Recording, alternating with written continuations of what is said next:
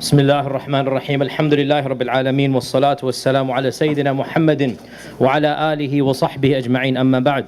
We were still discussing the names of Allah subhanahu wa ta'ala that relate to the concept of rahmah or rahima.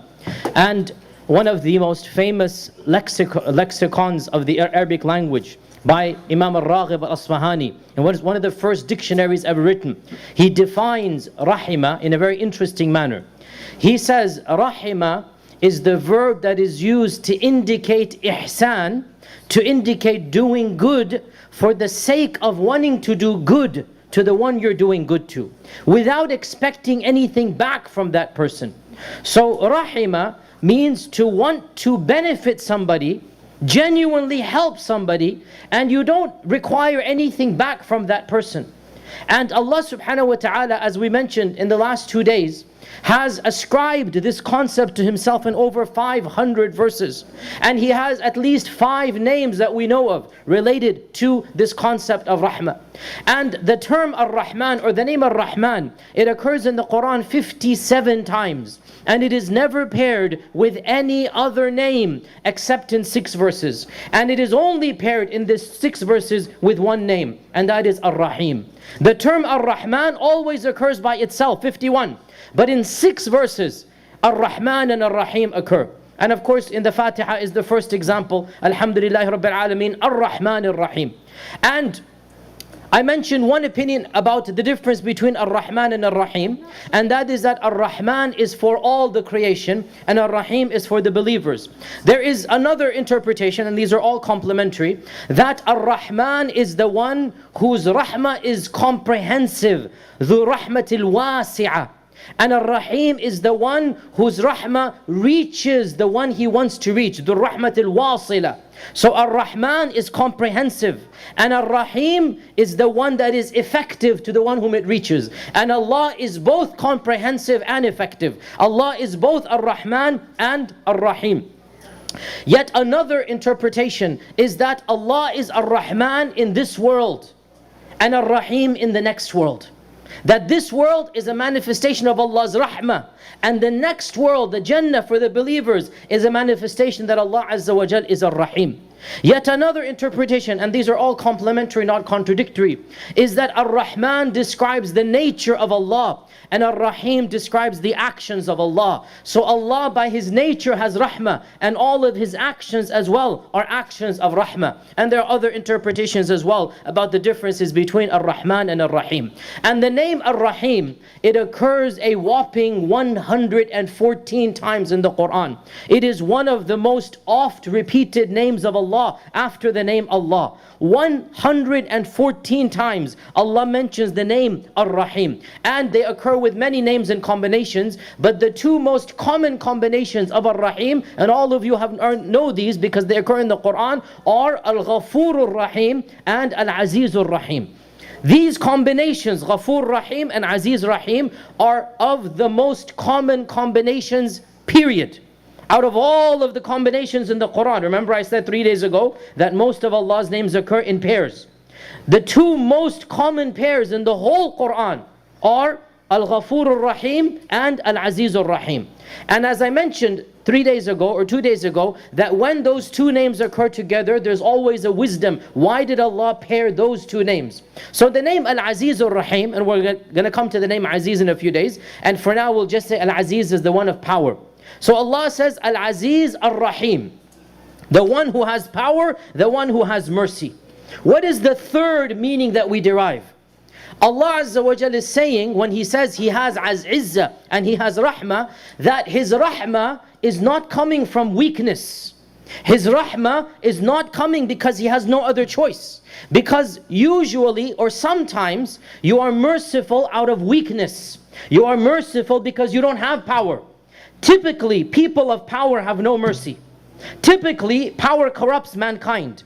Typically, the higher up you go, the harder your heart becomes. And this is the sunnah of Allah in the entire creation from the beginning of times. إِنَّ الْمُلُوكَ إِذَا دَخَلُوا قَرْيَةً أَفْسَدُوهَا وَجَعَلُوا أَعِزَّةَ أَهْلِهَا أَذِلَّةً. Kings and politicians, Allah is mentioned in the Quran, they typically corrupt, they cause evil, they don't have rahmah in their hearts. But Allah is saying, I have the ultimate power, and my power has not corrupted me so that I'm no longer merciful. And my mercy does not come from weakness, it comes from strength. So Allah has both strength and He has mercy. He has the perfection of izzah, and He has the perfection of rahmah. And that is why Al-Aziz Ar-Rahim is one of the most common combinations. And our Qari today also mentioned this combination. And of course, of the most common combinations, and we hear this all the time, is Al-Ghafur Ar-Rahim. And we understand clearly why. Al-Ghafur, we will come to the name Al-Ghafur in detail next week inshaAllah. But for now, we all know Al-Ghafur means the one who forgives.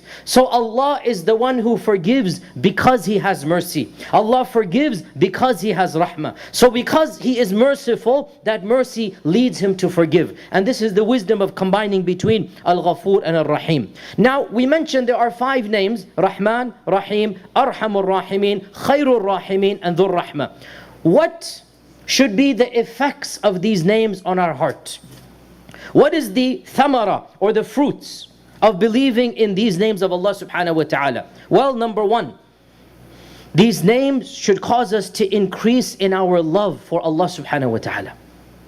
Because the heart always loves the one who is kind and merciful to it. The heart always loves the one who is kind and merciful to it. The one who loves you, you automatically love him back. The one who is kind to you, automatically feel a love for this being. So how about Allah subhanahu wa ta'ala, who has given you everything? Everything that you love, Allah has given it to you. Everything that you find comfort in, Allah has given it to you. So how much more should be your love for Allah subhanahu wa ta'ala? And our Prophet sallallahu alaihi wasallam demonstrated that love in a beautiful hadith when he was in a battle and a lady was separated from her child, and she was frantically searching for the child, and she finally screamed joy when she found the child alive, and she picked up the child and she began feeding the child. And our Prophet sallallahu alaihi wasallam remarked, do you think this lady would ever throw her child into a fire? And they said, Subhanallah, O Messenger of Allah, how could this mother ever do this to his child? So the Prophet ﷺ said, Lallahu arhamu min hadihi min ibniha. Lallahu, indeed, it's a swear, a qasam. I swear, Allah is arham, more rahmah. Allah has more rahmah for His creation and for His believers than this lady has for her child. So when we understand this, then our love for Allah Azza wa Jal should skyrocket. Number 2, when we know Allah is Rahman and Allah is Rahim and Allah is Arhamur Rahimin, our hope in Allah and in His mercy should go to infinite lengths. We have to have hope in Allah, that Allah shall show us rahmah. We have to have good thoughts about Allah. You see, brothers and sisters, some Muslims, unfortunately, they have an incorrect understanding of Allah, astaghfirullah, as an angry or a nasty God. La hawla quwwata illa billah. This is not the Allah of the Quran. Our Prophet has told us that the Prophet ﷺ said that Allah has said, Ana inda dhanni abdi bi. I shall deal with my servants the way they assume I shall deal with them. So the one who thinks Allah is going to be generous and kind, the one who has positive thoughts about Allah, Allah will deal with him in that positive manner. Allah will deal with him in that positive manner. And this is proven in the statement of the Prophet ﷺ of the man, rich man. The Prophet ﷺ told us a story that once upon a time there was a rich man from the previous generations. He would lend his money to people, and then he would send his slave to collect the debts of the people. And he would say to the person, you know, if you find he doesn't have the money, then show him mercy. Maybe Allah will be merciful if I'm merciful to other people. So when he died, Allah subhanahu wa ta'ala said to him that I have more right to show mercy to you than you had the right to show mercy to those people. And he was forgiven because of that. This is the concept of rahmah. That the man said, Allah will show mercy to me. Inshallah, Allah will show mercy to me. And he was merciful to the people, wanting Allah's mercy. So Allah Azza wa Jal gave him that mercy. And of course, the famous hadith of the prostitute who saw the dog thirsty on the sand, not able to drink, and feeling pity and rahmah for the dog. She had rahmah for the dog. She went into the well and she put some water in her shoe, and she put the shoe in her mouth because she had to climb up, and then she fed the dog. And the Prophet ﷺ said, because of her rahmah, she's a prostitute. Because of her rahmah for the dog, and the dog is not a noble animal in our sharia, Allah had rahmah on her. This is Allah who is Rahim and Rahman. When she showed rahmah to Allah's creation, Allah showed rahmah to her. So when we understand how much is Allah's rahmah, and I quoted yesterday the hadith of the Prophet ﷺ, that even the kafir, if he knew how much rahmah Allah had, he would hope he's going to enter Jannah. And the famous scholar of hadith, Sufyan al-Thawri, when he was on his deathbed, he said to the people, Wallahi, I am more happier that Allah will judge me on the day of judgment than even my own mother, because I trust the mercy of Allah more than I trust my own mother's mercy. This is the love that these great scholars of the past had. That the yaqeen that Allah is Rahman and Rahim. Allah is Dhur Rahmah. Allah is full of Rahmah. So he said, I would rather Allah judge me than my own mother and father, because Allah will be more merciful to me than my own mother and father. Of the benefits of believing in Allah's names Rahman and Rahim, number 3, is to be shy of Allah subhanahu wa ta'ala. What does this mean, to be shy? You know, when somebody is generous to you, then how can you insult him back? When somebody gives you so much, then you feel that I must repay this person back. This feeling is a positive feeling. So how about Allah Azza wa Jal, who has given us everything? Should we not feel a sense of shyness? That how can I use Allah's blessings against Him? How can I use Allah's wealth that He has given me in sins against Him? How can I use Allah's everything to come between me and Allah? There should be an element of haya. And Allah Azza wa Jal mentions in the Quran, وَإِن تَعُدُّوا نِعْمَةَ اللَّهِ لَا تُحْصُوهَا. If you would try to count the blessings of Allah, sit down and count them. Think about how many blessings Allah has given you. You will not even be able to finish the list. This is what the Quran is telling us. So we should feel a sense of haya from Allah subhanahu wa ta'ala. As well, of the benefits of believing in the name of Allah Ar-Rahman and Ar-Rahim is that we should be merciful unto other people. We should have rahmah for other people. As our Prophet ﷺ demonstrated, when a man came and said, Ya Rasulullah, I have a hard heart. I don't have mercy. I find no emotions. What should I do? So the Prophet ﷺ said, go and wipe the hair of the orphans. How are you going to get merciful? Go and wipe the hair of the orphans means be with the poor, be with the wretched, be with the deprived. Have mercy, be with them. When a Bedouin came and he saw the Prophet ﷺ playing with Hassan and Hussein, he would throw him up in the air, kiss him. And you know the Bedouins, they're known to be coarse and harsh. He said, you do this with your children? I have 10 sons, I've never once picked them up, never once kissed them. This is macho-ness, a false macho-ness. And the Prophet ﷺ said, what can I do if Allah has removed rahmah from your hearts? You have so little rahmah, you can't even play with your own children.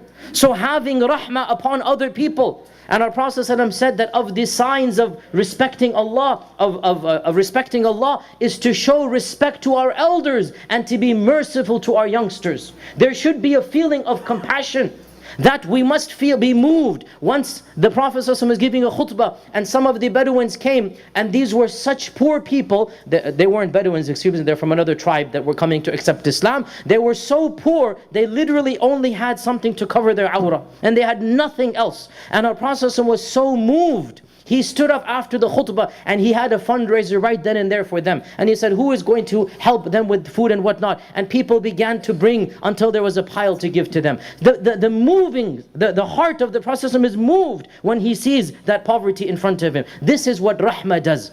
So of the benefits of believing in Allah's names, Ar-Rahman and Ar-Rahim, that we try to have mercy onto other people. And of course, of the benefits of believing in these names of Allah is to use them in dua. And I'll continually mention this in every name that I mention. To use them in dua. We should use the name Ya Rahman, Ya Rahim. We should use it whenever we have any dua. You see, most of Allah's names are specific to something you want. Ya Kareem, you use it for specific things. Ya Wahhab, Ya Shafi. But there are some names of Allah that are universal. You can use them for quite literally anything, such as the name Allah, such as the name Rabb, and such as the name Rahman and Rahim. There's no specific issue except that the name Rahman and Rahim is relevant to your dua. You want forgiveness, you want Jannah, you want a job, you want children, whatever you want. Ya Rahman, Ya Rahim. So you use the names of Allah, you're invoking the one who has rahmah. And especially when you're in trouble, especially when you're in trouble, when you're suffering a calamity, when your heart is hurting, when you're physically sick, when you're emotionally grieved, who better to solve your problem than the one who has rahmah? Ayub, 10 years leprosy. He's lost his 10 children. His wealth, he was a multimillionaire, is down to poverty. He has nothing. Everybody leaves him. For 10 years he's a pariah, outcast. And he raises his hands and what does he say? Ya Rab, inni massani ad-dur wa anta arhamur rahimin. Oh my Lord, you see my pitiful situation. You see what I'm in. I'm in pain. I'm suffering. And you, O Allah, are the arhamur rahimin. That's all. Ayub did not even say, oh Allah, get rid of the pain. He just said, you are arhamur rahimin. You see my situation. That's all I need to do. So Allah says, فَكَشَفْنَا مَا بِهِ مِن ضُرٍّ. When he made this dua, so please memorize it. Let's use it. رَبِّ إِنِّي مَسَّنِيَ الضُّرُّ وَأَنْتَ أَرْحَمُ الرَّاحِمِينَ. This is the dua of Ayub. رَبِّ إِنِّي مَسَّنِيَ الضُّرُّ وَأَنْتَ أَرْحَمُ الرَّاحِمِينَ. When he made the dua, Allah says, we lifted up all the problems that he had. And we gave him more than we took away. So this is of the benefits of believing in the names of Allah, Ar-Rahman and Ar-Rahim. The final points. How do we attain the rahmah of Allah? How do we attain the rahmah of Allah? Well, number one, I already mentioned it. Give rahmah to others, Allah will give rahmah to you. And this is in the beautiful hadith. Memorize it, beautiful Arabic. Ar-Rahimun يرحمهم الرحمن ارحموا من في الأرض يرحمكم من في السماء. الراحمون, the ones who have mercy, يرحمهم الرحمن. Ar-Rahman will have mercy on them. The ones who show mercy will be shown mercy by the one who has mercy. Have mercy on the people in the world. The one in the heavens will have mercy on you. This is a hadith. Beautiful hadith. You want Allah's rahmah? Be merciful even to dogs. Be merciful to animals. Be merciful to plants. Be merciful to the creation. And Allah will be merciful to you. You want Allah's rahmah? Our Prophet ﷺ said, Rahim Allahu abdan. Allah will have mercy on the person. When he buys, he's gentle. When he sells, he's gentle. When he interacts with others, he's gentle. Gentleness and mercy with other people, Rahim Allah, Allah's mercy will be on you. So number one way to get Allah's mercy is to be merciful. Number two, coming to the masjid, praying, listening to Islamic knowledge. Hadith is in Bukhari and Muslim. The ones who never does a group come to the house of Allah and recite the Quran and listen to gatherings of knowledge, except that rahmah comes and envelopes them. Rahmah comes and envelopes them. And sakina descends upon them and the angels envelope them in their wings. So rahmah will come to the people who come to the masajid. So coming to the masajid brings about Allah's rahmah. And number three, and this is the final point we'll mention, of the ways to bring about Allah's mercy is to obey Allah and His Messenger. وَأَطِيعُوا اللَّهَ وَالرَّسُولَ لَعَلَّكُمْ تُرْحَمُونَ. وَأَطِيعُوا اللَّهَ وَالرَّسُولَ لَعَلَّكُمْ تُرْحَمُونَ. Obey Allah and His Messenger so that you may attain Allah's mercy. Remember, brothers and sisters, Allah says in the Quran that إِنَّ عَذَابِي أُصِيبُ بِهِ مَنْ أَشَاءُ. My punishment, it shall only reach the people that I want. My punishment will only go to the people I choose. وَرَحْمَتِي وَسِعَتْ كُلَّ شَيْءٍ. My rahmah encompasses everything. This is Allah, our Lord. This is Ar-Rahman. This is Ar-Rahim. This is Arhamur Rahimin. This is Khairur Rahimin. This is Dhur Rahmah. If this is our Lord, then how can we possibly despair of the mercy of the one who is the ultimate in compassion and mercy? May Allah Azza wa Jal increase our love and iman in Ar-Rahman. May Allah bless us to be merciful to His creation so that we may attain His mercy. May Allah Azza wa Jal make us amongst the servants of Ar-Rahman, and we'll continue other names tomorrow inshaAllah ta'ala. Wassalamu alaikum wa rahmatullahi wa barakatuh.